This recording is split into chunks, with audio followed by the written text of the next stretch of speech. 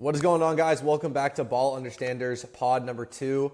If you guys watched the first one all the way through, really appreciate that. We dropped some shorts as well, just kind of getting this started. But today, it is February 23rd, 2026, and we are going to be talking about probably the biggest game of the year so far throughout the regular season, where we have like a real marquee matchup, a real finals prediction or finals preview.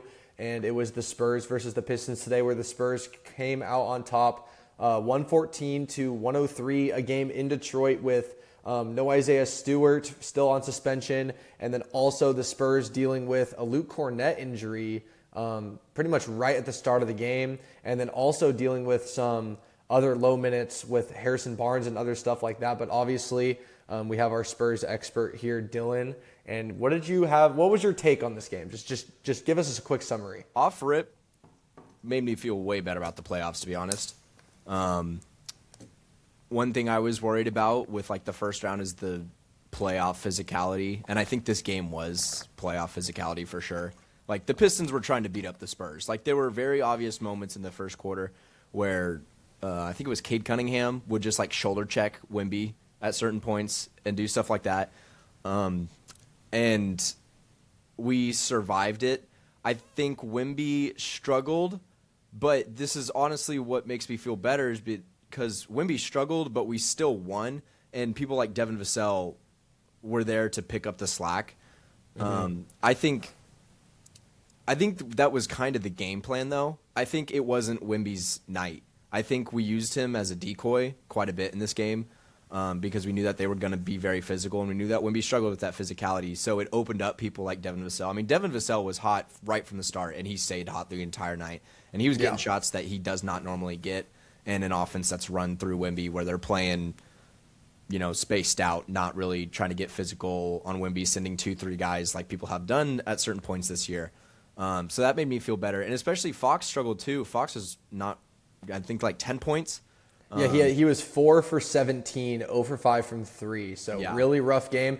And the fact that you guys were still able to be a serviceable offense, even with your second best scorer playing like that is pretty insane. Yeah. Castle was great. He played great against Cade. I mean, Wemby had a bad game. Cade had a worse one. He probably had I was seeing on Twitter after the game, maybe one of the worst shooting performances of all time. It's really that bad? Yeah. I mean, 5 for 26, 19% from the field. Yeah. 2 for 9 from 3, 16 points on 26 shots. Yeah. Usually, if you have the same amount of points, like for any new NBA fan or whatever, usually like the bookmark is like if you have the same amount of points as shots taken, that's when it starts getting pretty bad.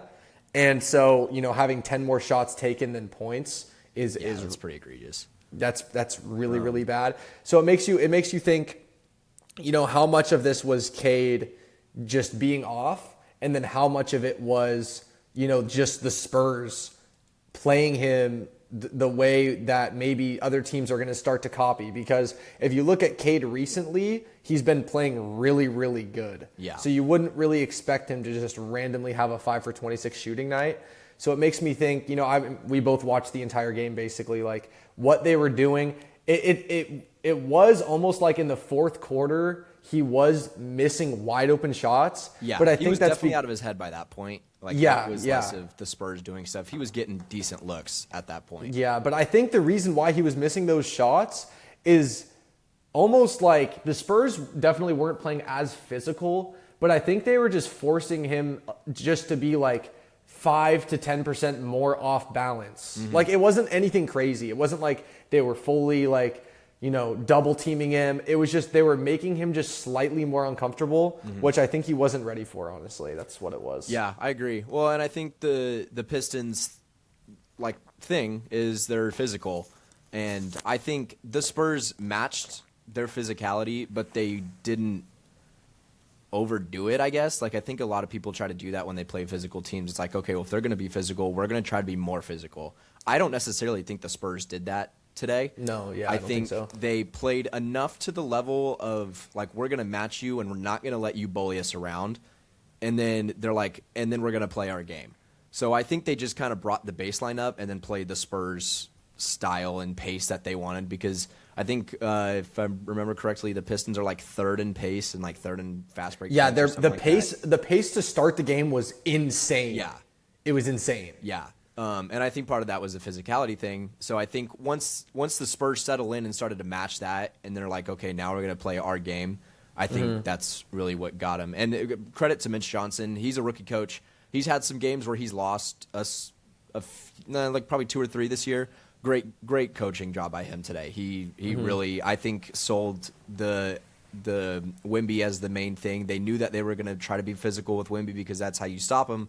So he drew up a lot of stuff for Devin Vassell, and I think that was a big point of attack. Was Devin Vassell, and it worked out really well. Yeah, I honestly think, you know, the Pistons hanging their hats on being like this really physical team, I think it works good for like most matchups, but for a matchup like the Spurs, I actually think it hurt them in this game because Cade and Duren both in foul trouble for majority of the game. And those are 2 players that you need. Like, you can't win the game if Cade is not playing. You can't win the game if Duren's not playing. They both had like 3 fouls in the first like 10 minutes of playing. Right. And that's because they were playing so physical. And so I actually think the Spurs and the Pistons have another game, right? Or is that their second it's time? in April, I want to say. Okay, I think if, you know, both teams are playing starters still by that time, I think the Pistons would actually play them less physical, at least as a group. Yeah, I can see that. But like on Wemby, it'll probably be the same. But like as a group, like Cade being physical against, you know, Fox and Castle just doesn't make any sense. You're getting into foul trouble. But like Cade playing physical against other guards in the East, like Scotty Barnes, you know, like someone like that would make more sense. But so it's like against the Spurs, I don't necessarily think you can do that.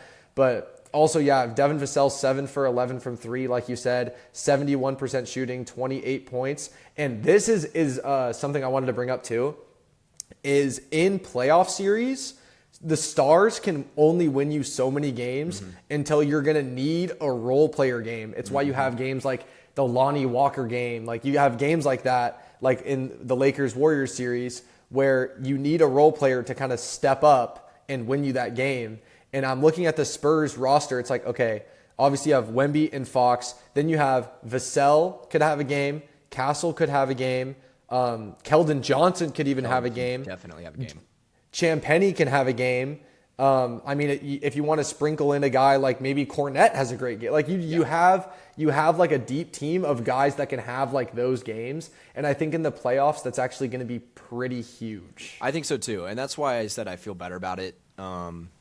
Like, because we were kind of talking in the last one how I was a little worried about a first-round exit. I'm a little less worried now because this was a game where it was definitely playoff physicality. And I think with some of the games in the past, like the OKC, everyone was like, oh, this is a playoff game. But OKC was not playing with the same physicality. The Spurs might have. They might have been trying to. But OKC, people have said it, like, you don't know you're in a fight until you get punched in the mouth. So they weren't really matched up well for that. And I think the Pistons knew what they were getting into tonight. And so I really think that tonight was the first time that we saw the Spurs in a true playoff-type battle. Where both teams knew what they were getting into. I mean, it was number 2 in the West versus number 1 in the East. They came prepared. All the stars played. And so that made me feel better that Wemby can have a little bit of a stinker. I mean, he held it down. He was great defensively. The thing is, like, watching the game, you'd be like, oh, like, maybe he didn't have a great game. And then you look at the box score. And you're like, damn, okay. And it's like, I mean, he was 21, 17, 4, 6 blocks. Yeah. So, I mean, like, I wouldn't even say that's wasn't that bad. good, but it wasn't. Yeah. Like, that's really the only knock you can have on And it. also against a team like the Pistons, I wanted to see him take more threes in this game because the Pistons are so physical in the paint. And especially in, like, okay, so obviously I haven't watched as many Spurs games as you, but I've watched enough to know that, like, they like to put Wemby sometimes on that, like, mid block where he can, like, create in the mid range. And against the Pistons, I just don't think that's going to work. I 100% agree. And that's why we lost to the Suns. This was way early in the year, like before we've kind of evolved as a team. But we lost to the Suns because of the exact same thing. Like, Wemby would get it in that mid post. And it's fine if teams aren't going to press you immediately and they're going to play 5 out like man. But the Suns didn't in the beginning of the year, and the Pistons didn't today. If Wemby got the ball on the mid post, they'd send another guy immediately. And so Right. Wemby's not going to be able to get set up and get those shots that he likes. So that was another takeaway I had too. I think Wemby's going to have to learn to love being physical. Okay. For him to really, really unlock like the MVP caliber that everybody thinks that he's going to be. Okay. Yeah, I think just just watching this game, if you're the Spurs, if you're Mitch Johnson, in the playoffs against physical teams, you got to move away from the mid post Wemby possessions, because it's like I would rather Wemby do what he did in the fourth quarter, which was be in the paint, catch those high ones, Right. and just go straight in, Right. Or give it to him on the perimeter, have him take a dribble move into a three. And it's like it almost seemed like every single time he got the ball in the mid post, he was getting hit. Right. Like he was getting two guys hands on him. Someone was wolfing the ball. It's just not going to work. Yeah, like I don't think it worked once. No, I don't think so either. So. And there was that huge Cade pick where he was like up at the top and he was posting up. I think he was at the 3-point line, but it's like it's the same move. Yeah, it's the same Just scheme. posting up It's the far same away. scheme. Yeah. Yeah, no, I totally agree. I think he needs. He sets up right now at the mid post, and I think he needs to move that towards the rim, just like you said. Yeah. And I think if he gets set up there, he'll be a lot more successful. You were talking about getting set up at the 3-point line too. He's a good 3-point shooter. He's above league average. No, He's he can shoot threes. So yeah. even if he makes he doesn't even have to make a dribble move out there, but his pump fakes catch people a lot. And that's why he was shooting so many threes last year, is because now people have to respect that 3-point shot. And he can do those pump fakes and he can drive to the rim. And it becomes so much easier because one of your defenders just flew past you. So now you're facing whatever's in the paint and they got to collapse on you. And that creates driving kicks. That creates so many more opportunities. So I totally agree. I think they need to set him up inside or outside. I think that mid-post range is a little sketch for him. Yeah, he's not. He doesn't even have, like, I get the idea because he's 7'7". He can look and he can see everybody. But like, mid post is mainly played by guys like Jokic and Şengün and Kat. Like those are the guys that really play there. Because yeah, they're big. They can they can do one spin move and lay it up. But like Wemby, it's like I feel like him watching him in Duren, like clashing right there, it wasn't a fair fight, really, because Duren is just so much stockier. So it's like if you just put Wemby on the perimeter or like in the dunker spot, which I know it's like weird to say like put Wemby in the dunker spot, but like that's probably the most effective place for him to be if he's not on the 3-point line. Like I don't think need to be in the dunker spot, but just see at least like near the rim and just get him set up in a low post. I think too, this was kind of we've seen Wemby go through a lot of high volumes like kind of play where it's not necessarily ideal, but he's doing it to build up those skills for later on. I mean, we saw it doing the 3-point shot where he was shooting like 12 a game last year or something like that. That was crazy. Right. Yeah. And then he brought it down. So I kind of think that's part of what this is going to be this year too, is he's working on that mid-post to develop the mid-post. And I don't think teams really guarded him the same way the past 2 years that they did this year because we are a more complete team. I think they're just like, yeah, okay, Wemby can cook, but you can shut down the rest of the team for the most part. And like you can come out of the game, Wemby has 30, but they still lose. I think if Wemby has 30 now, it's basically a guaranteed Spurs win. I think it's very rare that you'd have Wemby 30 in this year. Yeah, actually, I want to see what that stat is with a loss. So I'm hoping that that's the next part of the game that he works on. Is he's going to spend the summer using those physical post moves, and that's kind of the last piece that he really has to unlock to get the whole floor down. Because that's really, is playing through contact is his biggest weakness right now. I mean, people just blitz him, and that gives up a lot of turnovers and creates it rushes him up a lot, and he tries to draw fouls. And to be fair, I do think he gets a lot of uncalled fouls because he's just so lengthy. Yeah. His limbs are just so long, but he's just not going to get those calls because he's different than anybody else in the league. Yeah, I thought the refs did a decent job. Well, I thought they were fine this game. I just mean in particular. I think he gets hacked a lot more than people think. Just because he has those lengthy limbs, but he's just not going to get those calls. He does. He definitely is adding the flop to his game. I'll have to say that. He Like does, as a neutral fan, he is. Like there were some As a times Spurs when, there were some times when he was. I think someone stole the ball and then was dribbling and had like that off arm Yeah, like I did barely, see and that. he went like this instead of like continuing out the play, which I think it was was on something that as Paul Reed fast break where they took yeah, it from yep, him. that's what it was, and that was like something as not a fan of either team. I'm just like, bro, like, what are you doing? Yeah, like no, I get it, but like, bro. And then I do see him hit the floor a lot, which sometimes he is getting hit to the floor, and then sometimes it's like you can clearly see. And I feel like we talked about this, in our chat, which was it seemed like at the first half he was playing to get fouled rather than playing to score, as Austin Rivers said, and like.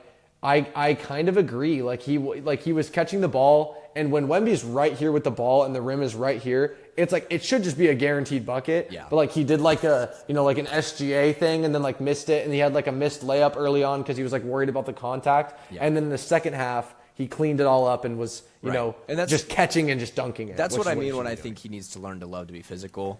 Is I think right now I just don't think he's a fan of. I mean, who would be? Like being touched the entire game, everybody's on him. So he tries to make him pay by getting fouls. And I just don't think he's like, it's not necessarily his fault, but just at his size, he's just not going to get those calls. It's just, it looks That's true. different than the rest of the league. And I think it's going to be really hard to referee that in the same way that everybody else does. So I think he needs, like you said, I think he needs to learn to play through contact. I think he's going to have to be okay with being touched all the time and still operating in the same space. Yeah, and people say, especially his rookie year and just this last year that he needs to like bulk up, but I feel like he's bulked up enough I think at so this too. point where I don't think he needs to really bulk up anymore. I mean, so what do too. you think? Do you think maybe just a little bit? I don't or- want him to lose any mobility, and I think he agrees with that. Like, I think he said his rookie year that he's not planning on being somebody like Giannis, where they come out and then he's beefed up with all this muscle. And I think he'll lose a lot of mobility and his shot if that happened. Yeah. I think it's, I guess, kind of a mentality thing. I'm not really sure. I don't really know what would go into that to make it better to play through contact. I think part of it's definitely mentality, but I don't necessarily think it's his frame. Yeah. Well, anyway, moving on, we wanted to talk about the future teams of the league and kind of what we've been looking at. And honestly, this game was super refreshing. Being able to watch two top teams basically have no fear, going in playing both full starting lineups, not benching anybody. No one's on a minutes restriction, and being able to see a game where you have two top teams in each conference play against each other, where everyone plays, because through the NBA fandom, the last, I would say 5 years since about the bubble, since like after the bubble, we've seen like Embiid ducking Jokic. We've seen Jokic sit out of big games. We've seen Luka sit out of big games even when he was in Dallas. We see LeBron sit out of big games. We're just used to it. Yeah. We're like, we see these star players take a load management game in these types of games because we'll play them for the mid-tier teams and the low-tier teams and take those wins, and then when we're playing a really good team where we could play them the whole 40 minutes and still lose, and then we lost the game and Embiid played 40 minutes. It's like a lose-lose, so that's why they were benching him. But it's great to see players like Cade and Wemby want to play in these games, and that's something that's so awesome to see, especially like you said in the chat too, like Anthony Edwards loves to play in games like this too. I feel like this new group of young stars that's coming into the league is going to be great, and is going to be great for for the regular season. Like this All-Star game was the most watched All-Star game in like 25 years. I don't think that's because of the format necessarily. Honestly, I think if the format was still East-West, I still think it would have been, just because of how hard Wemby and Ant were out there playing. And then also, it kind of reminds me of this mid-tier kind of half transition phase we went through the last 5 years, where we thought we had these new stars coming in of like Ja Morant, Zion, Ben Simmons, like all these guys. And then it's like, we were like, oh, we can't wait for them to play too. And they were also sitting out of these games. So it's like you had like the solidified guys and like the new guys all sitting out. And so it was like, that's why the product was so bad. But now I feel like the product is going to be at an all-time high. But I what are your thoughts on 100% that? agree. I think it's kind of a generational thing, honestly. I think, not to say that the past generation was not competitive, but I think, as they were getting older, like you said, it was lose-lose. You're playing 40 minutes a night, and then you might lose, and it's on national television, and you get bad press. So I just don't think as these stars started to age, they started to care as much, and that became a league-wide thing. But I think with this new generation in particular that's come in, I just think they love competition. And if you're Adam Silver, drop the Lakers, bro. Like, I'm not drop the Lakers. I agree. You gotta quit. You gotta quit forcing him.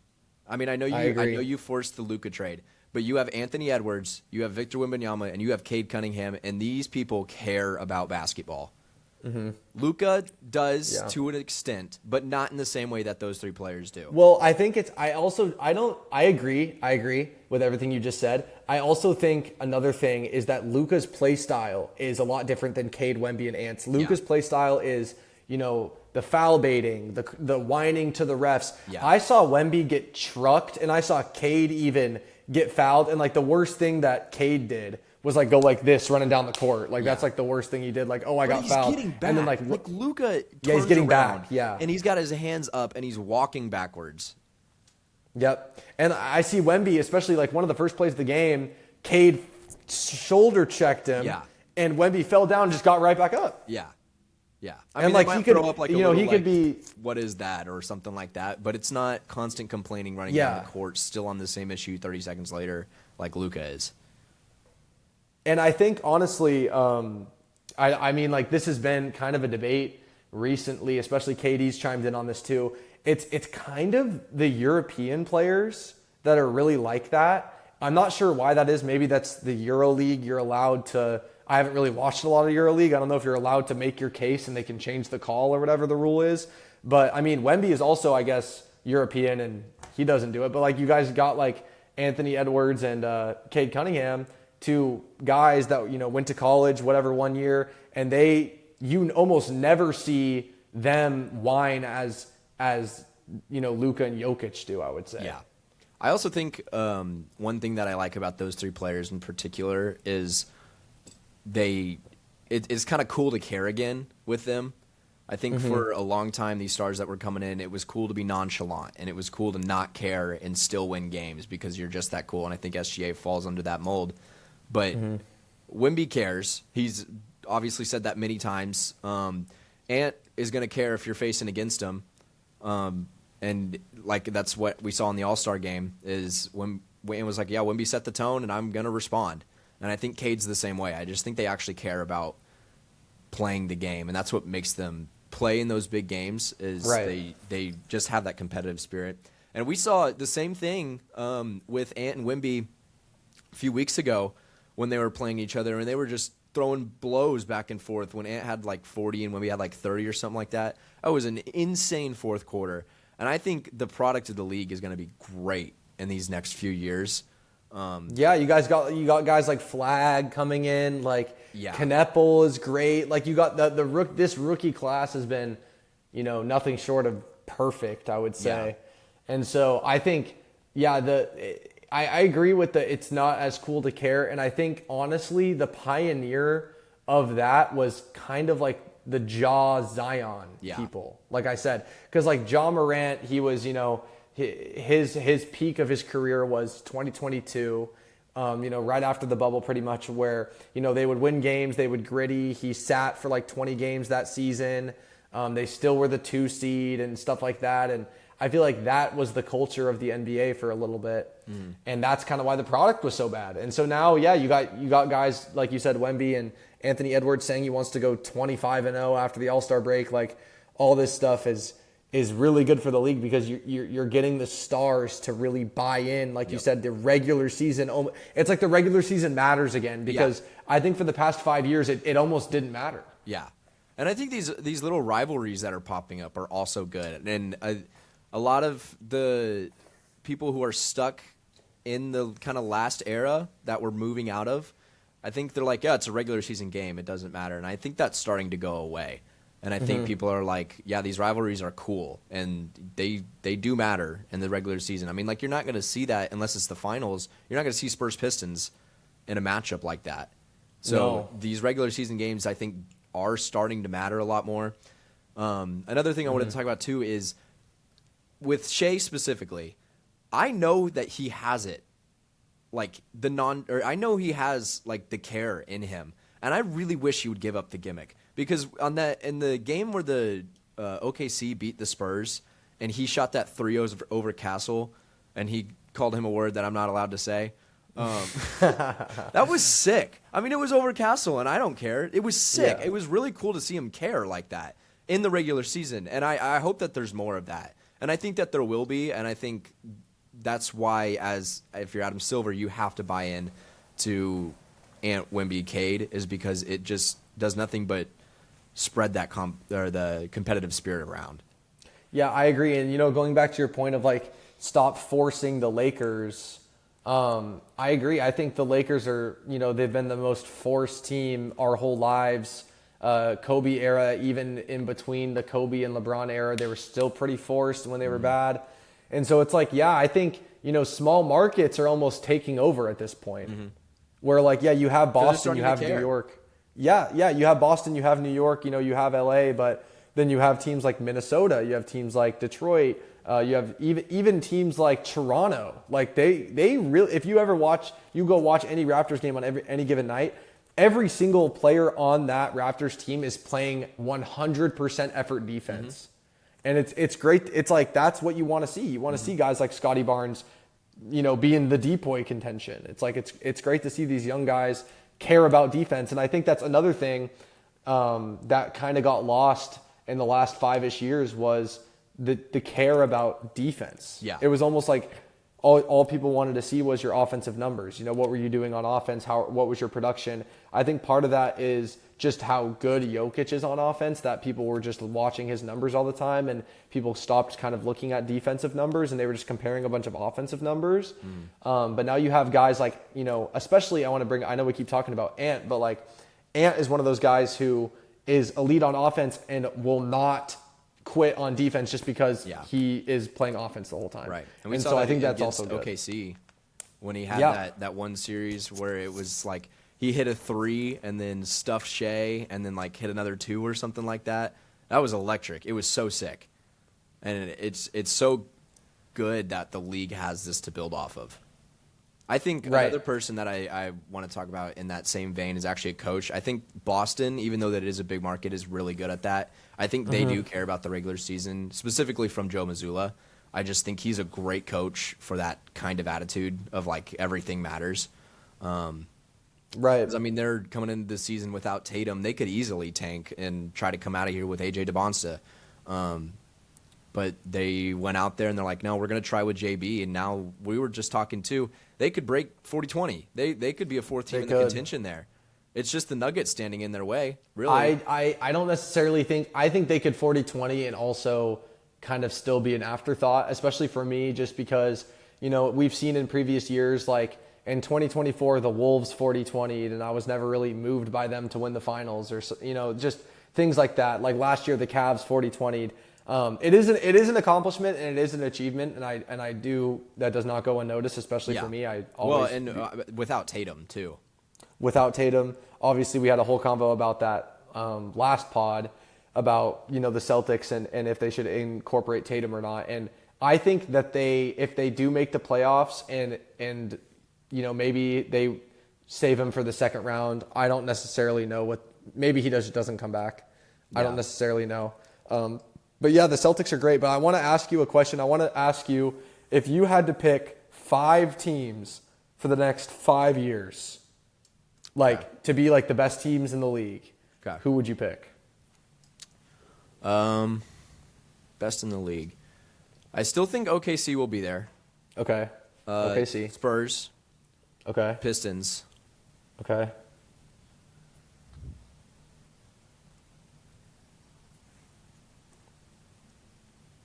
Nothing's get interesting. I think the Wolves will be there. Okay. And then the next one has to be from the East. I'm kind of between. Are we talking 5 years from now or in the next 5 years? Like next 5 years. Okay.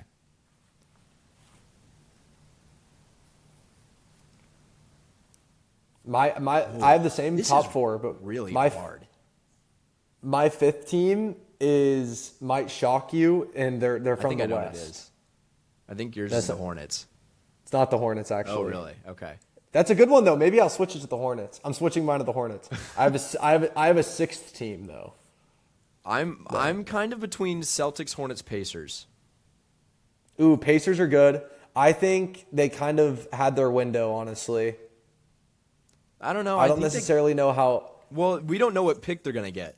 I mean, they could come out of here with AJ DeBonsta and have Halliburton, Yeah. DeBonsta, and they just picked up Zubac from the Clippers. I think they could. I don't necessarily think Zubac fits with Halliburton that well, though. just because of spacing.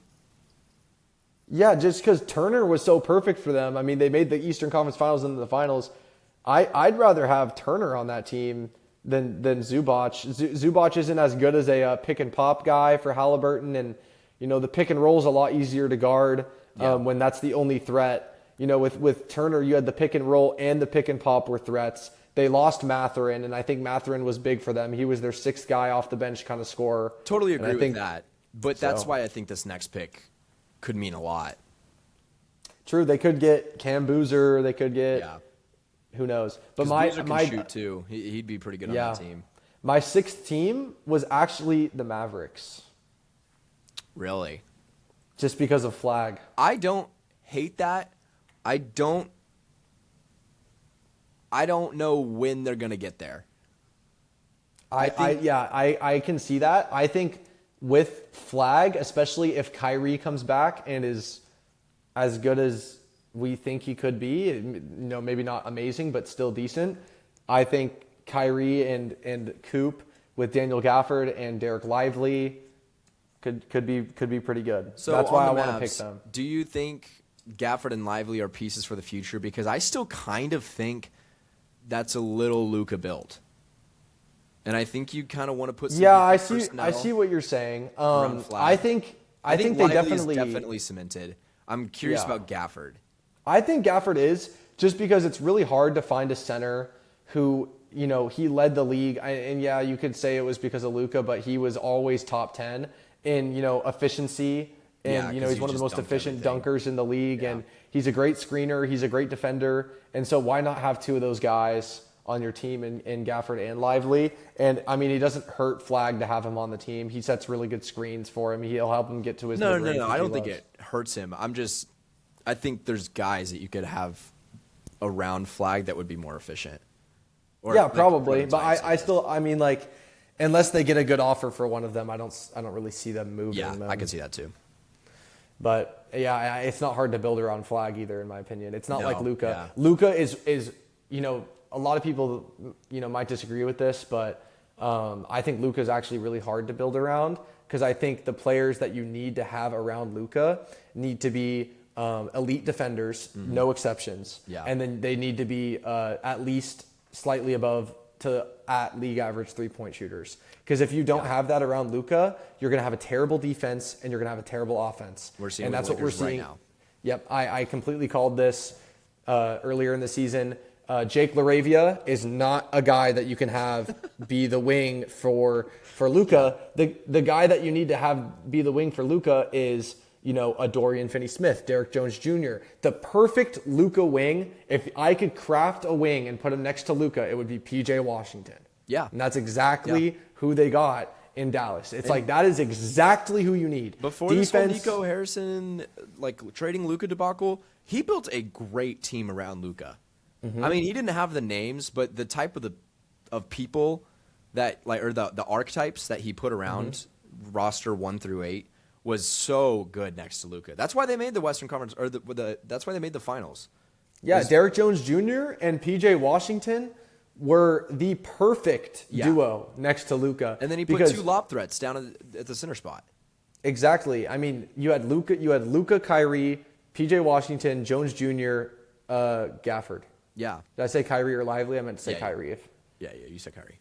But yeah, that's the formula. And when you have Rui Hachimura and Marcus Smart and Jake LaRavia and Jackson Hayes and DeAndre Ayton, this is not it. And like LeBron, like when have we ever seen and then so like you have a starting, I know we're getting into Lakers now, but it's like when you have like Luka, LeBron, and Reeves, and you look at Luka Doncic and his successful teams, he's never had a successful team with three ball handlers. That's never happened.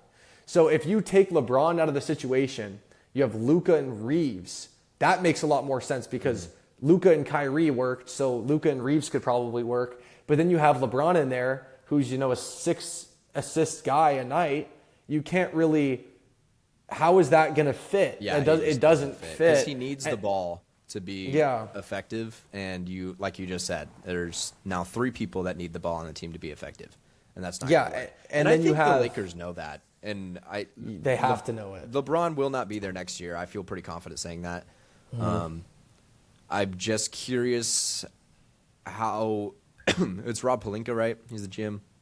Yeah, Rob Pelinka. I'm curious if he follows the Mavs' old blueprint and tries to build something. You have to. I would agree. It's the only blueprint that'll work for Luka. They tried, and the thing is, they tried other blueprints with Luka. They tried Luka and Porzingis, and it didn't work. It's like with Brunson as well. Yeah, well, Brunson and Luka was better. They made the conference finals and everything, but it's like that was like the mini formula, because then you had Dorian Finney-Smith as like your main guy, and then like your other 3-and-D wing was like Reggie Bullock. It's like what are we doing? So it's like then you kind of, they got the mini formula, and then they turned that to the main formula, which was Luka, Kyrie, and then the 2 defensive wings, and then the lob threat. That's what you need. Yeah. And so if you have Luka, you need Luka off/on ball scorer, 2 defensive wings, and a big. That's it. And I don't know how you look at that and you think, oh, like it'll work with LeBron. LeBron's defense is terrible. I mean, he's 41 years old. You can't blame him. Yeah, I'm not blaming. It's just like, oh my gosh, it's like that the Lakers will get swept in the first round if everything holds. Like they don't waive somebody or something. Like they're gonna get swept. They lost in 5 last season. Yeah. And they were like, Luka and LeBron looks unstoppable, and Reeves. They lost in 5. Yeah. It wasn't even a series. So it's like, what are they right now? They're like the 6th seed or something? 5 or 6. Yeah, they're the 5 seed. Right now, they would play the Nuggets in the first round. They would get swept. They would get swept by the Thunder, Spurs, Rockets, Nuggets, Wolves, Suns. I think they get swept by all those teams. I don't think they win one game, if I'm going to be real. I think they can maybe pull some out against the Suns, but other than that, I think I agree with you.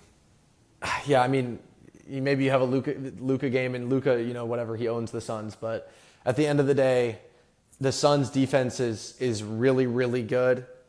And True. I don't know. I don't know. I don't think I could see Luka and LeBron and Reeves with the defense just is not there. Yeah, I agree. Well, and I mean the way to beat them, and Lakers fans know this. There's a few that work with me, and so I've talked to them about it. They're like, "Yeah, dude, the way you beat us is just run faster than us. That's all it is. I mean, nobody cares enough to get back, and they're just giving up millions of fast break points every single game." They just got embarrassed the other night by the Celtics. Yeah, it wasn't even close. Terrible, but. That's all for me. I don't know if you have anything else you wanted to talk about. Did we want to talk about the tanking? Because I don't think we covered the new stuff that came out. Oh, yeah. We could talk about that real quick. Okay. Yeah, let's do that. Yeah, let me look at that Shams tweet. Yeah. I was gonna. I did talk about that with Kenny a little bit. And the only one, let's see if I can find it. The only one that I thought was at all decent was the one that said the lottery gets expanded into the play-in teams, I think it was. I did kind of understand that. The rest of it was pretty garbage to me, and I think we would all agree that it would really only incentivize tanking more. Because the lottery was originally created to kind of decentivize tanking. Yeah. Because it's like, oh, you could be the worst team in the league and you could still not even make the number 1, seed or whatever. Right. And then they added the lottery, and then, you see teams, I have it here. then you see teams like the Jazz be bad for so many years and then fall out of the top or not jump at all. And so then it's like, then you're kind of stuck in this perpetual tanking. Right. Whereas if there was no lottery, you really would only have to be terrible for 1 year to get like the number one pick. Yeah. Where it works in the NFL. It's always worked in the NFL. The NFL has teams that are bad, and they're bad, and they get their guy that they want, and they come back and they're good within a few years. I mean, there hasn't been a team in the NFL that's been perpetually bad for like 7+ years like there is in the NBA, like with somebody like the Jazz, the Wizards. Like that. Yeah. I do like the protections thing where it's only top 4 and 14+. I think that's a good idea. I think, especially with the Pacers, with that Zubac trade, it just gets a little weird with those protections because it's like, what was it? Yeah. It was 1 through 4 and then 12+ or something like that, 10+. Yeah, something like that. If it's like from 6 to 9 or 5 to 9, they get the pick or something weird like that.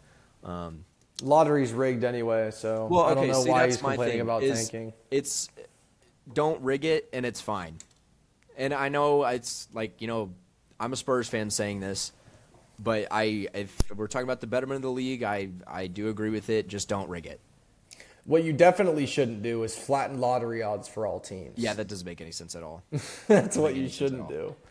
It's like, what are we doing, man? It's like, at least, it's like, then you'd have teams, at least, for me as a fan, it's like you have a team like the Jazz where right now their incentive is to lose because the lower you get, the higher lottery odds you get.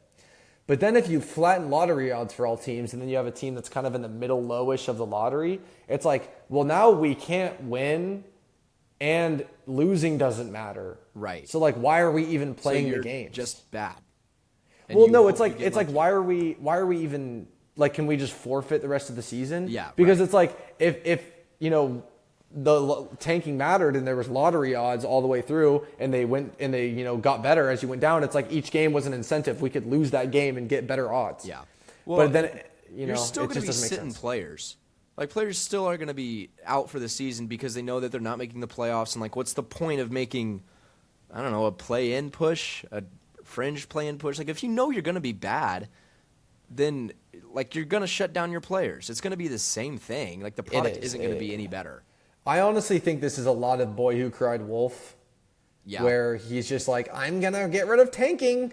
And then, lottery comes around and he remembers that he has control of it anyway. And he probably doesn't do anything. Because it's like, are you really, like, going to put these in here, dude? Like, lottery odds allocated based on 2-year records.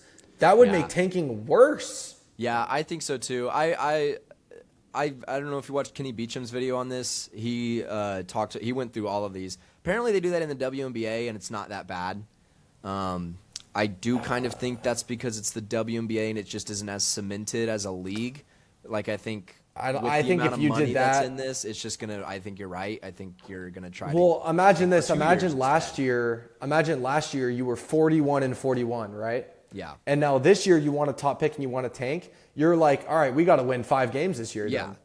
Yeah. Because if we want a good pick, try to lose all 82 games to get better odds. Yeah, literally. Because you're like, last year we were mid. Now this year we're going into our rebuild. Okay, so this year, to make up for last year's 40 wins, we have to win 10 games. Yeah. So it's like, but then if you don't do that, then it's like, okay, every season's a new slate. I think how it is now is fine. I think it's fine. You just need to stop rigging it. Literally, just stop rigging it. Last year was probably the most obvious of them all. Yeah. That was the one, because I was kind of like on the fence, especially with Wemby. I was like, he just fits the Spurs so well. Like, he said he woke up and he knew he was going to be a Spur that day. I mean, like, it was just pretty. I mean, I think everybody knew, and no, I don't think anybody's necessarily mad about that. No. But I think with the Luka, it all started with Zion, the AD trade to the Lakers. Like, AD gets traded to the Lakers. And then the Pelicans get the number 1 pick. Yeah, I've seen that before. So it's like then Luka gets traded to the Lakers, and then the Mavericks jump 10 spots. Yeah. And then it's like, oh, it's just like, bro, what is going on? And then it just sucks for Jazz fans who end up with the 5th pick in one of the most stacked classes of all time. Like, dude, could you imagine if the Jazz were in the top 4? I mean, the top 4 were Flag, Harper, Edgecombe, Kneppel. Yeah. It's like Dylan banger, Harper on the banger, banger, Jazz banger. would have been like a 22-point game scorer. In like Dude, 2 years. could you imagine if the Jazz got VJ Edgecombe or Kneppel on their team? Like Ace, no knock to Ace Bailey. He's a solid player. It's just he'll be pretty good. It's just it's crazy to see that them getting scammed out, and they were they were 15th in the West. Like they were worse. They were just they were just 9th and 10th pick, and with no jumps and even falling a little bit. It's like they were due. It's just terrible. Yeah. It's like I did hear one that I was kind of curious your odds. I read about it today. So they said that the lottery freezes at a certain date. That's a terrible idea. Well, hold on. So it freezes at a certain date, and then after that, it's counting wins. So whoever wins the most after a certain date gets the first pick. Oh, that's horrible. Yeah. I was a little confused by it because I was like, I don't really think this. You're going to be giving the team that needs the pick the most isn't going to be getting the pick. Right. Or I'm thinking it's just going to make tanking way more egregious. Like, say it's the trade deadline. You know how egregious tanking is going to be before the trade deadline? You're going to see teams go 0 and 40. Sit everybody until that, and all of a sudden your entire roster is going to be activated, and you're going to go on like an 18-game win streak, which I guess is fine for the back quarter of the season. Wait, that also doesn't matter. That also doesn't make sense because what if one team's schedule is a lot easier than another team's? Yeah.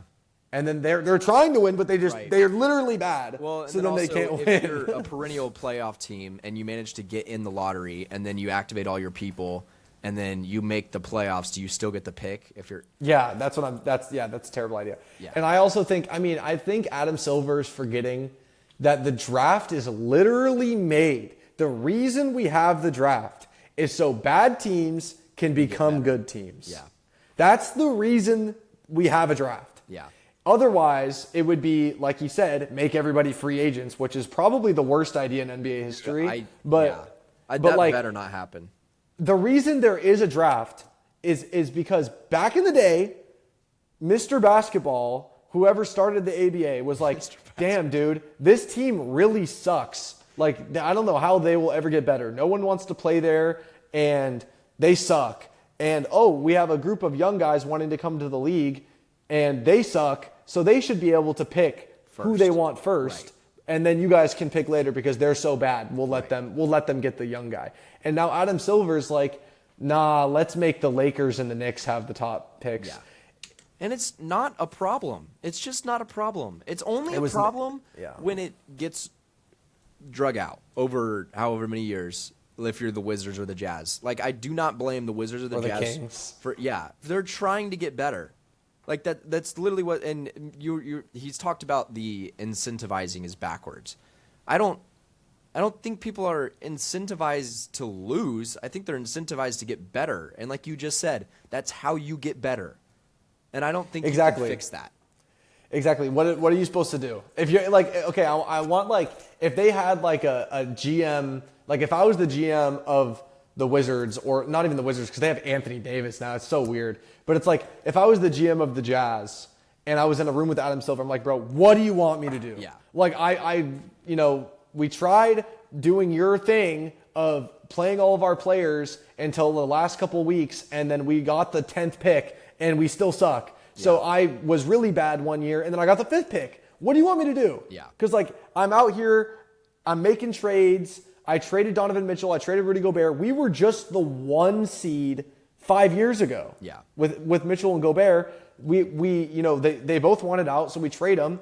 We're rebuilding. What do you want me to do? You want me to just be good all the time? Yeah.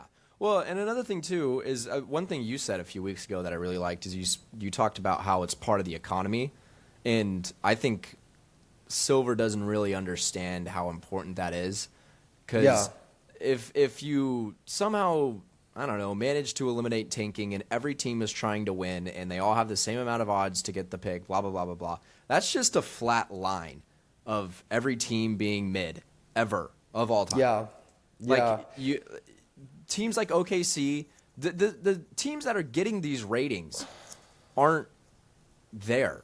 Like you want to talk about the regular season not matter. If you really eliminate tanking and there aren't teams that are constantly, I guess, trying to win, but everyone's about the same skill level, because that's what it would be if you managed to actually eliminate The tanking. only way. It's the only way. Like, you can't have ultra good teams if you don't have ultra bad teams. Exactly. You would never have a 68 win team ever again. Yeah. You just wouldn't have it. And the highest teams you would get would maybe be 45 wins, and then the lowest team would have 35 wins. Right. Yeah. And that's just how it would be. And if that's what Adam Silver, like we live as NBA fans for games like today, Pistons Spurs, 40 wins, 41 wins, clashing like top of the conference. If there was no tanking, it would be like 27 wins versus 27 wins. Yeah. Like who cares? Who cares? You lose one game, you go from the 1 seed to the 8 seed. Yeah. And it's not like we're having issues with parity. Oh no! Like he's just money hungry. Like it's all the last 7 finals have all been different winners or something like that. Yeah, ever since the Raptors chip, it's been different. So like it's not an issue. No, it's not. It's just he just wants money, and he doesn't like when you're sitting Jaren Jackson and Lauri Markkanen in the fourth quarter. Whatever, bro. Acting like anybody was watching that shit anyways. It's Utah, bro. I don't even know who they were playing against. Dude, you see the Pacers the other day? They sat everybody. They're like, screw you, Adam. Yeah, bro. They literally, who gives a fuck? They literally sat everybody. They're like, I don't care. They got all that ratings money from a finals run. They're just going to reactivate everybody next year, and they're going to go on another big run. Also, I don't understand the thing about like one other thing before we wrap up. Yeah, is it's like you would basically be like with the whole Halliburton Achilles situation. Another rule I saw was you can't be in the top 4 after making the conference finals. Yeah.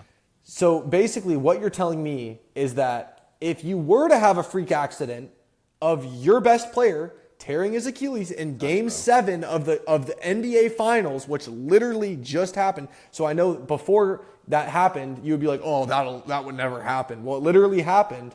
So you're saying you could make the NBA Finals, have your best player tear his Achilles in Game 7, and then next year, when he's out for the whole year, you have to try to win again. Sucks, bro. Your ass. So it's like, oh, let's try to make something good out of this where we can tank and then get another piece for our finals team that we can try to make it back with. Actually, no, you can't do that. Yeah. Well, and everybody wants to see that. I mean, Pacers they were like America's team on that run. You don't think that people are going to be rooting for him next year to do the same thing when they reactivate everybody and Halliburton is back with a better piece that they just got from the draft? Like, it's actually a good thing that they are bad this year, because now they can expand on the team that gave you so many ratings in this crazy Game 7 finals. It's better. Yeah. How many young NBA fans like ages 8, 9, 10 do you think became Pacers fans? Dude, a ton of them. A ton of them. There were casual fans all over that were watching that because they're like, dude, the Pacers are sick this year. The Pacers probably gained millions of fans from that playoff run because, dude, if I was 9 years old and I started watching the NBA and I see Halliburton hit 4 game winners, dude, he's my favorite player. And I'm just going to be a Pacers fan if I'm not like if I don't live in a city where there's a team. Right. And when you said another thing too, you're now a Halliburton fan. Do you think those fans are watching right now because he's injured with an Achilles tear? Fuck. Yeah, no. Exactly. So what ratings are you missing out on if you're Silver? You're not. I think one of Silver's biggest problems, he just doesn't understand his audience. Oh no, he doesn't at all. No, and we really understood that with the. I honestly think, he's just tournament Silver. He just puts everything into a tournament. So I wouldn't be surprised if he did some sort of lottery tournament. Yeah, he just puts them in tournaments, dude. Like play-in tournament, in-season tournament, all-star tournament. When does it end? Like, are we gonna have a tournament for the number 1 pick? Yeah, are we gonna have to get your best player on your team? We're gonna run some ones. Like, what are we gonna do to get the number 1 pick? Bringing out the 1v1 contest at the All-Star game. Winner gets the number 1 pick. We're gonna see Keyshawn George versus Zion Williamson for the number 1 pick. It's ridiculous. I'd low-key tune in for that. I'm not gonna lie. Yeah, but then it's like whoever wins gets the pick. It's like No, that's I know. the opposite of what should happen. Right. It's whoever should lose should get the pick. Right. Because then They're the worst you would team. just be giving the pick to the better team, Right. which automatically reverses the draft, the meaning of the draft. Right. But that's What what are he we wants to do doing? anyways, because apparently the incentives are backwards right now, according to him. Yeah, I honestly wouldn't be. Is there a board or something in the NBA that can fire It's this guy? owners. It's just the owners. Yeah, and they're getting. I don't think that enough owners would vote to kick him out because they know that the He is lottery's older rigged. than you think, though. He's He's pretty like, old. he's I like think. 72 or something. something like that.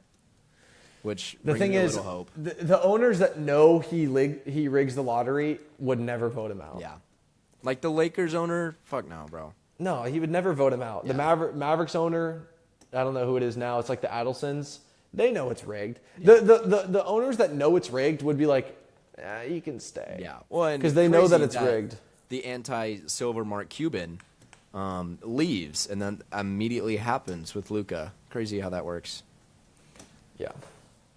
But anyway, hope you guys enjoyed the pod. I got a little sidetracked there, but hope it was an entertaining on your walk or your drive or your work session or whatever you're doing if you're listening. But I think hasn't even been a week since our first one. I think we're going to try to stay consistent with it. And we might have some guest stars coming up, but expect me and Dylan every pod. But we might have some of our friends hop on maybe 1 or 2 times. We'll see in the near future. But if you enjoy, like, subscribe, comment, and we'll see you guys in the next pod. Peace.